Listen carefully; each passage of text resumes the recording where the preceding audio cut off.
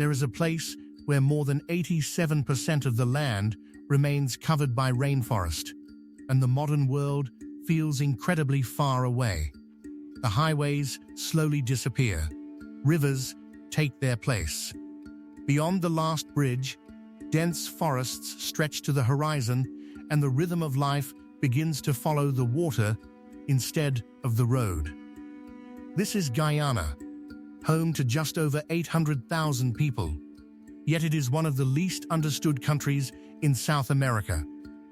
More than 90% of its population lives on a narrow coastal plain that makes up only 5% of the nation's land. Beyond that fragile coastline lies a vast interior where rainforest, rivers, and ancient landscapes still shape everyday life. But Guyana is changing. Ancient forests now share the horizon with one of the world's fastest-growing oil economies. Indigenous traditions meet modern development, and a new future is unfolding. Today, we're crossing Guyana to discover how people truly live in a country balanced between untouched nature and extraordinary change. The Guyana Shield. Before you can understand how people live in Guyana, you have to understand the land beneath their feet. On the northeastern edge of South America lies the continent's only English-speaking nation, a country bordered by the Atlantic Ocean, Venezuela, Brazil, and Suriname, yet shaped by a history that blends South American geography with Caribbean culture and British colonial influence. Hidden beneath it all is the Guyana Shield, a geological formation nearly 1.7 billion years old. Long before forests covered the landscape or rivers carved their valleys, this ancient foundation was already here.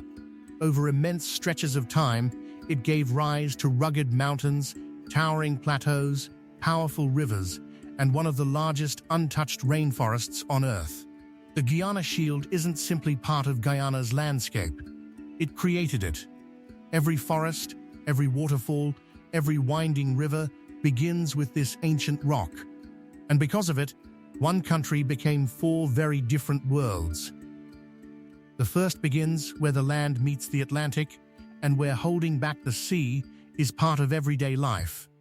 The coastal plain, this is where most of Guyana lives.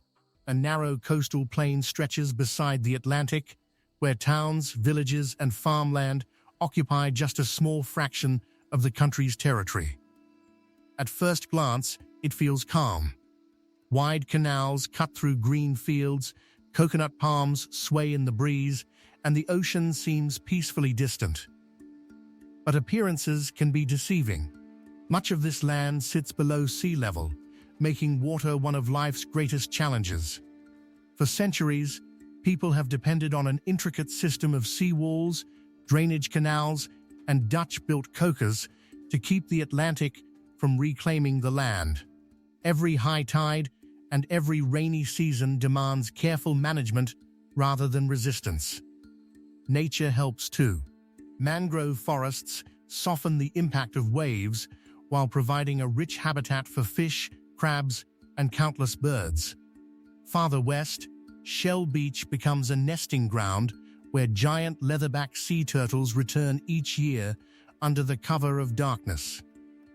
Yet this fragile coastline is only the beginning. Beyond the last farms and canals, the roads grow quieter and the rainforest begins.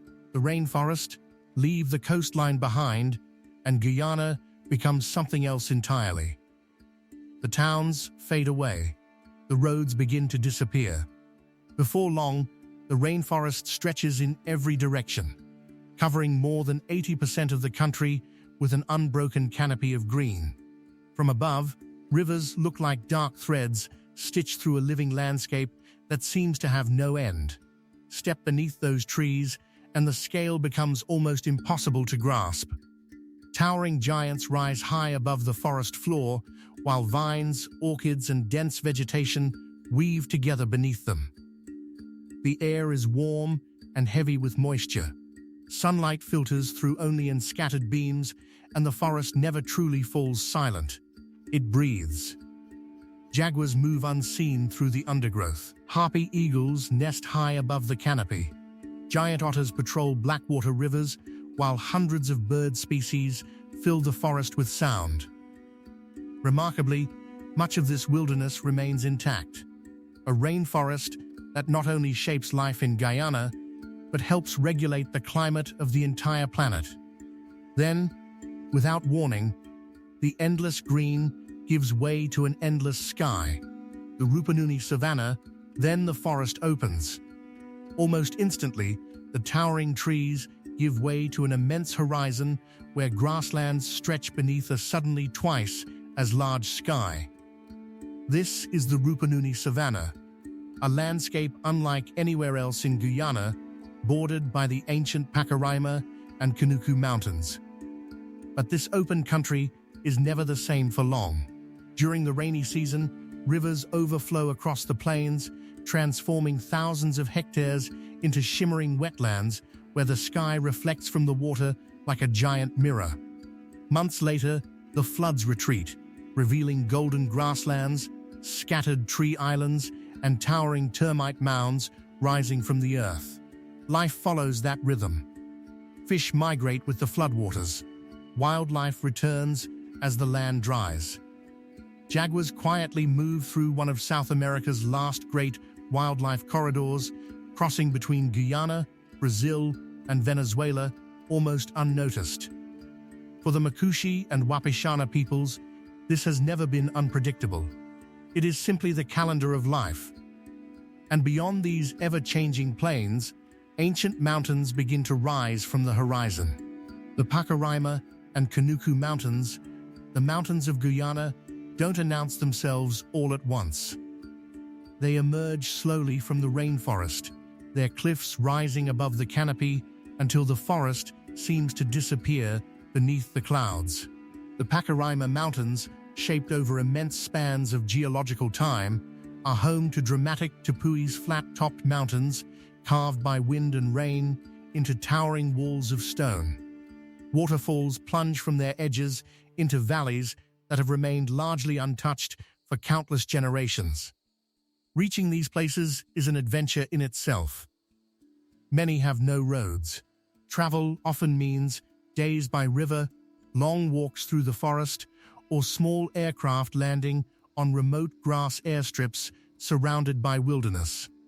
Farther south, the Kanuku Mountains shelter an astonishing diversity of life, supporting nearly 60% of Guyana's wildlife. Scarlet macaws, giant armadillos, ocelots, and countless other species thrive in forests that still hide discoveries waiting to be made.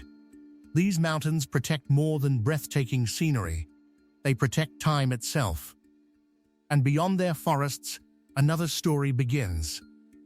Not about the land, but about the people who have learned to call it home. The homes of Guyana reveal something the landscape already hinted at. People here have never tried to conquer nature. They've learned to live with it.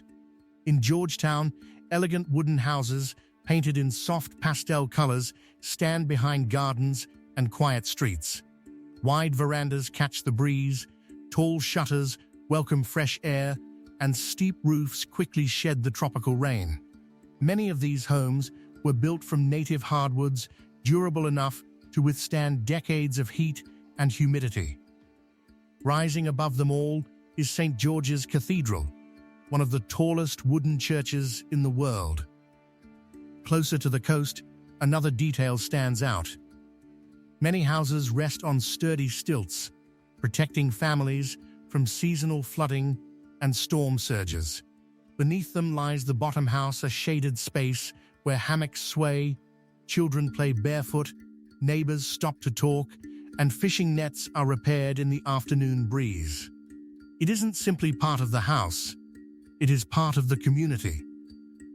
Farther inland, homes become simpler but no less practical, with raised floors and steep roofs designed to withstand relentless rain and constant humidity. In Guyana, architecture doesn't fight the environment, it grows out of it. And that same quiet practicality shapes the rhythm of everyday life beyond the front door. The daily rhythm morning arrives quietly in Guyana. As the first light spreads across the Atlantic coast, fishing boats slip away from the docks while Georgetown slowly comes to life. Wooden shutters swing open. Front yards are swept clean. Gardens are watered before the tropical heat settles over the city, and another ordinary day begins. Soon, the markets become the heartbeat of the morning. Inside Stabroek Market, fresh fish rests beside baskets of mangoes, cassava, bananas, peppers, and herbs brought from every corner of the country. People don't come here only to shop. They come to exchange news, greet familiar faces, and keep the community connected, one conversation at a time. Beyond the coast, life follows a different rhythm. In the interior, rivers replace streets. Wooden boats carry children to school, deliver supplies to remote villages, and connect communities that have depended on the water for generations. The evening returns the country to itself. Boats drift back to shore. Cooking fires begin to glow. Families gather around the dinner table. Different landscapes, different journeys, but the same quiet rhythm of coming home at the end of the day. The livelihoods in Guyana, the landscape doesn't just shape where people live. It shapes how they earn a living. Along the low-lying coast, mornings begin in fields of rice and sugarcane, where generations of farmers have worked land reclaimed from the sea. During harvest, the scent of cut cane drifts through the air, while tractors and workers move steadily across the fields before the afternoon heat arrives. Not far away, another day begins on the water. Fishing boats return with shrimp, crabs, and fresh Atlantic catch destined for neighborhood markets. Nearby, cocoamen carefully manage the historic coca sluices, opening and closing the gates with the tides to keep rainwater flowing out while holding the ocean back. Their decisions protect entire communities. Farther inland, the work changes with the land. Cattle ranchers guide herds across the Rupununi savanna. Skilled artisans shape wood, leather, and woven fibers into everyday goods. Deep in the interior, mining provides livelihoods, while offshore, a growing oil industry is creating opportunities that scarcely existed a decade ago. Different landscapes, different professions, yet every one of them begins with understanding the land itself. The infrastructure getting around Guyana begins with accepting one simple reality. Not every destination has a road leading to it. The country's great rivers, the Essequibo, Demerara, and Berbice, have long served as its natural highways, carrying people, food, fuel, and supplies between the coast and the vast interior. Here, a journey depends as much on the weather and water level as on distance. Ferries play a vital role too. From Parika, boats cross the Essequibo to Batica, the gateway to Guyana's interior, carrying passengers alongside motorcycles, groceries, construction materials, and everything else communities need. Beyond the rivers, small aircraft become the only practical connection. From Ogle Airport, pilots land on short airstrips carved into rainforest and savanna, linking places that would otherwise remain days apart. Back in Georgetown, the pace changes once again. Brightly painted minibuses weave through the streets with reggae, soca, and dancehall pouring from their speakers, carrying not just commuters, but the unmistakable rhythm of city life. And together, all of these journeys connect a country whose greatest diversity isn't found in its roads, it's found in its people. The six peoples. To understand Guyana, you have to look beyond its forests and rivers. You have to meet its people. Long before colonial ships reached these shores, indigenous communities including the Makushi, Wapishana, Patamona, Akawayo, Arawak, and Warao had learned to live with forests, savannas, and rivers. Their knowledge of the land continues to shape life in the interior today. Centuries later, The country welcomed new communities through difficult chapters of history. Africans, after emancipation, built independent villages and new futures. Indentured laborers from India arrived to work the sugar plantations, followed by Portuguese, Chinese, and other European settlers.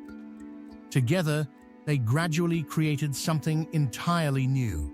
Today, that diversity is part of everyday life.